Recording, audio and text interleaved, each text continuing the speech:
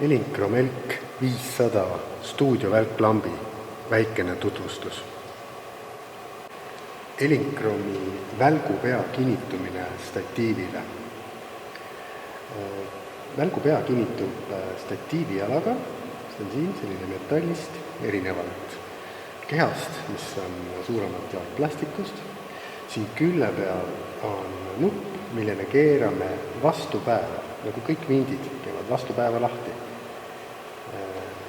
Seda ei ole vaja väga palju keerata, sest siis me keerame ka siit küljest ära ja kaotame kuskile põrandale. Vaatame, kas ta tuleb ära, ei tule veel, on natukene vaja veel keerata. Natukene veel ja nüüd tuleb ära. Kui nüüd veel keerata, siis ta tuleb siit küljest ära. Las ta on. Põhimõte on see, et see kruvi, kui me kinnitame, saab siia profiili vahele. Siin on selline profiil ja see laiem koht siin üleval ei luba kruvil tulla siit üle, mis tõttu meie välgupea ei tule statiivi küljest lahti.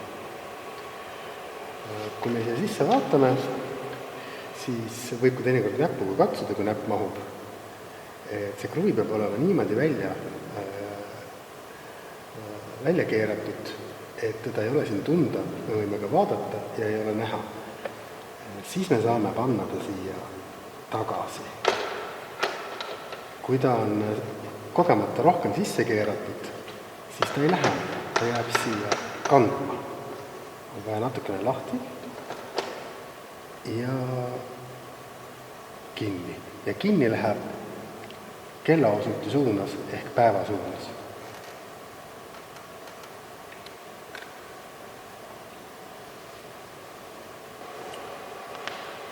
Reflektori äravõtmine ja tagasipanek. Kõigepealt siin üleval me näeme sellist nuppu. See on lukusti. Siin avauses sees me näeme tabamärki, mis antud hetkel näitab, et taba on kinni. Kõigepealt peame seda avama. Avame ja siis me näeme siin sees märki, et taba on lahti. Nüüd, kui me oleme ta lahti teinud, sellel hetkel, kui me oleme ta lahti teinud, on hea hoida juba reflektorist kinni, sest ta võib ka siit ära kukkuda.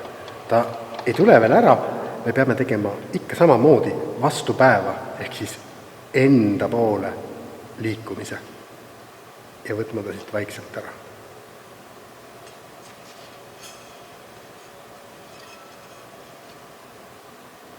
Paneme tagasi. Ta peab olema lahtises asandis, mõnikord ta satub kogemata kinni, siis me ei saa teda tagasi.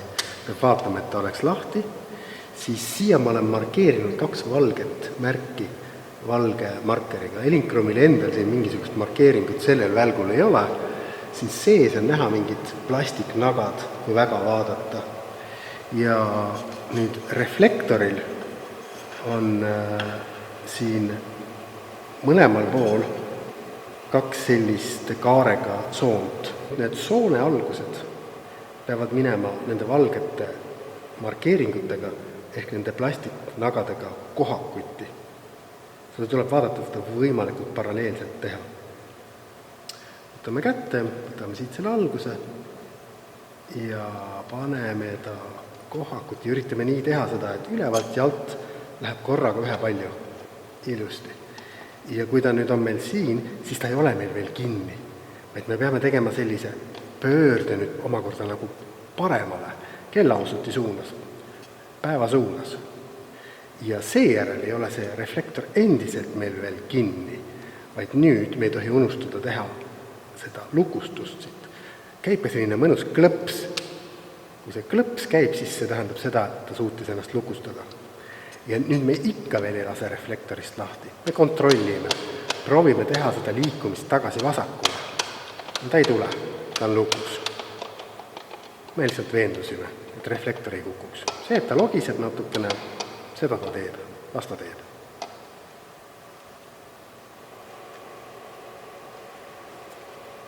Vaade reflektorisse. Et see sisse paremini näha, ma võtan selle reflektori korraks hoopis ära. See, mis me siin nüüd näeme, mis meile kohe võiks hakata silma, on selline suur klaasist kaitsekolb. Ma keeran korraks selle külje peale, äkki siis ta on paremini näha, selline kaitsekolb. Siin sees on ümar välgutoru.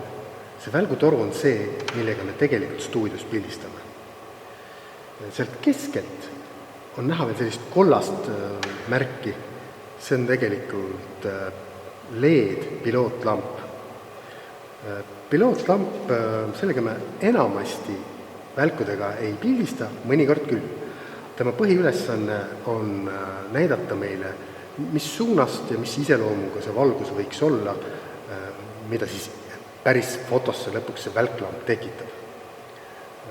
Sealt tuleb ka tema nimetus pilootlamp, ehk ta juhib meie arusaamist, meie valgusrežiist ennem foto tegemist. Vanadel elinkromidel, vanema põlvkonna välkudel ei olnud esiteks seda kaitsekolbi elinkromidel ja me näeme, et see välgutoru on siit hästi näha. On siin välgutoru, seesama välgutoru on ka seal selle välklambi sees olemas, see on kaitsekolbi all ja selle LED-piloodi asemel on selline klassikaline Edisoni keermega hõõglamp. Sellel olid omad head omadused selle LED-i ees ja vastupidi. Välklambi elektrivõrku ühendamine. Pöörame ta nüüd korraks teistpidi, tagumise poole ette ja vaatame talle kõhu alla. Sellel konkreetsel välklambil leiame me toitejuhtme sisendi siit kõhu alt. Toitejuhtme ja kui me teda siia sisse paneme, siis tasub hoida siit samal ajal välklambist kinni, siit natuke vastu toetada. Lõikame varalikult põhjani ja siit sellest hoovast saame panna välklambi tagasi tööasendisse. Näeme, et siin on-off nupp läks punaseks, et elekter on sees, käima pandud veel ei ole. Vajutame on-off nupule, tahab saada sellist natukene pikemat vajutust. Välklapp läks käima. Kõige suurem ja olulisem asi meie jaoks, mida me siin näeme, on see number 3,8 antud hetkel. See tähendab seda, et kui palju selle välklambi võimsusest hetkel me kavatseme järgneva pildi tegemiseks ära kasutada.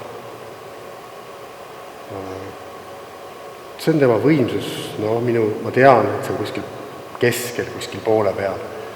Number 6,3 tähistab tema täisvõimsust ja number 0,1 tema kõige nõrgemat võimsust. Mida see number, kuidas sellesse numbrisse veel suhtuda? Et see ei ole avaarv, kuid ta suhtub avaarvu kindla loogikaga. Näiteks, kui me võtame siit ühe stopi maha, stopi jagu valgusvõimsust nõrgemaks või tugevamaks teha, saab siit nende külje peal olevate noolenuppudega. Vajutame siia vasakule, tekkis 3,0. Nüüd meil on selle välguvõimsust täpselt ühe stopi võrra vähem. See tähendab seda, et kui me näiteks pildistasime avaga 8, aga me tahame pildistada avaga 5,6, sätime kaameral ava 5,6 ja et me üle ei säritaks, selleks tuleme välgu juurde ja võtame siit ühe stopi maha. Oletame, me oleme nüüd ava 5,6 peal ja meil on välguvõimsus 3,0. Me tahame minna ikkagi näiteks 2 stoppi alla, minna sealt 5,6 pealt 2,8 peale, 4, 2,8. Selleks me vajutame 2 korda siin seda vasakul olevat nuppu. 1 stopp vähemaks võimsust, 2 stoppi vähemaks võimsust. Nüüd me saame pildistada sellest samast positsioonist, et see välkklamp on sama kaugel meie modellist või objektist, avaga 2.8 ja valgus on korrektne. Eeldusel muidugi, et ta meie algseades oli korrektselt välja mõõdetud. Algseades me olime ava 8. Kui me nüüd soovime võtta või panna näiteks 2 stoppi tagasi, siis me saame siit poolt. Lähme näiteks ava 2,8 pealt 5,6 peale tagasi kaameras. Nüüd, et meie keskmine hall oleks endiselt korrektselt säritatud, peame me aga valgusintensiivsust tõstma 2 korda. 2 stoppi. 3,0. 2 stoppi tõstsime. Valgusintensiivsust me tegelikult tõstsime 4 korda, aga las see olla. Ja kui me tahame kõigest pool ava kas juurde või pool stoppi juurde või maha võtta valgust, siis meil on võimalik mängida siin selle nupuga, seda keerates ühele või teisele poole. 3 pealt läksime 3,5 peale, 10 täpsusega ta liigub ja saame minna 2,5 peale.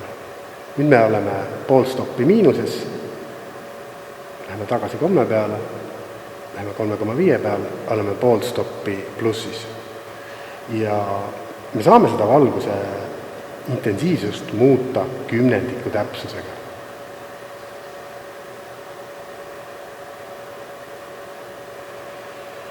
Nüüd, kui me vajutame seda keskmist nuppu siin, siis me saame esile kutsuda testvälgu. Ja ta töötab omapärasel moel, et ta tahab sellist nagu vajutust ja siis lahti laskmise momendil käib välk. Kui me vajutame, ei juhtu midagi. Ja kui me olime liiga kaua aega vajutanud ja laseme lahti, ei juhtu ka midagi. Et ta peab olema sellise suhteliselt kiiresti tehtud asi. Nüüd järgmine oluline nupp teie jaoks on siin see päikesemärk. See kustutab ära pilootlambi. Me näeme, et sein taustas läks tumedamaks, piloot kustus ära. Välk töötab endiselt. Paneme piloodi põlema, paneme korraks külje peale, näeme pilooti, piloot põleb, kustutame piloodi ära, paneme põlema.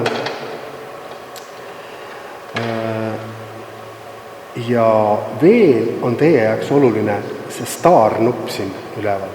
Selle star-nupuga on võimalik vahetada välkklambi gruppi. Kui me vaatame, siis siin LCD värv on roosa ja siin on G3, see kõige viimane number. See tähendab seda, et on 3. grupis. Kui me tahame need gruppi muuta, siis vajutame korraks siia peale. Näeme, et see värv muutus ja siia tekkis G4. Vajutame veel kord, tekkis G1. Vajutame veel kord, tekkis G2. Iga kord, kui me gruppi muudame, 4 võimalust meil selleks on, 4 gruppi meil on, muutub siin külje peal ka leedi värv. See annab meile stuudios töötades hea ülevaate, et me eemalt juba visuaalselt näeme, kui me peame muidugi meelde jätma alguses, et mis kanali peal mingi välkklamp on.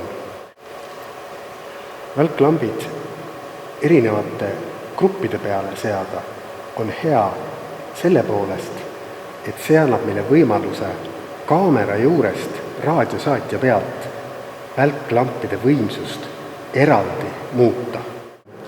Ja mis on veel põnev, et see LCD näitab siin säriaega, et selle välgu löömise kiirust. Antud hetkel ta näitab siin 1 jagatud 526 sekundit. Ehk mitte 125 ei ole säriaeg, nagu meil kaamera peale ilmselt pandud on, vaid 1 526. Selle võimsuse juures, kui me võimsust langetame, siin on erinevalt ta käitub. Kui me lähme siin võimsusega alla, siis me jõudsime 1 3330 juurde. See on ikkagi väga kiire, kui kiiresti see välklamp lööb. Ja see välklambi löömise kiirus ongi stuudios säriaeg välkudega pildistamisel. Ehk säriaeg stuudios on välklambi omadus, mitte fotokaamera omadus.